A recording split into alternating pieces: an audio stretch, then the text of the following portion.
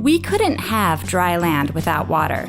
You might be thinking, obviously, because if Earth didn't have any water on it, no lakes, no rivers, no oceans, the whole idea of dry land would be pretty meaningless.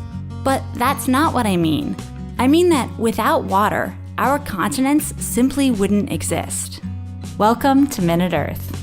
There are all kinds of rocks on the continents, but the vast bulk of continental crust, the part of Earth's rocky outer layer that isn't the seafloor, is made of granite, a relatively lightweight igneous rock.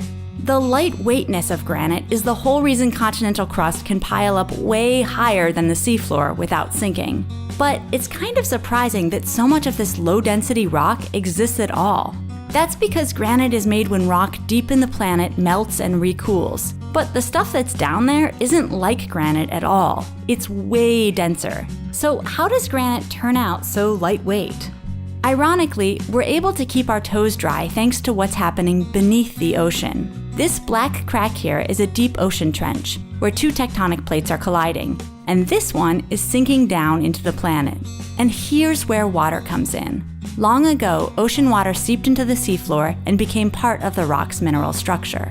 Now, as the seafloor begins diving into the planet, the intense heat and pressure hundreds of kilometers below the surface sort of squeeze a lot of that water back out. And this water has a weird effect.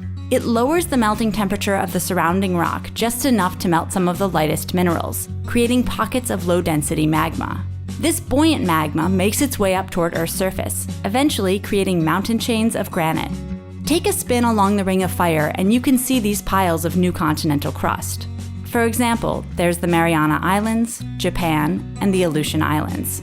Of course, these mountain chains aren't continents yet. They're just scraps of continental crust. But it's only a matter of a very long time until the plate they are riding on crashes into another plate carrying larger chunks of continent. At that point, the dense seafloor these island chains are sitting on will plunge into the planet. But thanks to their relatively low density, the heaps of granite will simply get scraped onto the existing landmass. The continents we live on today were largely assembled this way, one pile of rock at a time.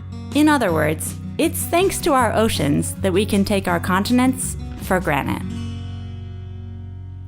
This video is brought to you by 80,000 Hours, which we're pretty excited about. That's because 80,000 Hours is a nonprofit whose sole purpose is to help people use their careers to make a positive impact on the world. Your career is on average 80,000 hours long, so it's a pretty big opportunity to make a difference. 80,000 Hours provides resources, including guides on how to have a high-impact career, a curated job board with hundreds of high-impact roles, and even a podcast featuring interesting guests, including experts who already have careers in these areas. I especially appreciated the thoughtful episode where they discuss navigating a career through depression, imposter syndrome, and other mental health issues. And all their resources are free. All they want is to help you make a difference. Click our link in the description or go to 80,000hours.org/MinuteEarth to be sent a free copy of their in-depth career guide, as well as to sign up for their newsletter to get updates on their research and new job opportunities.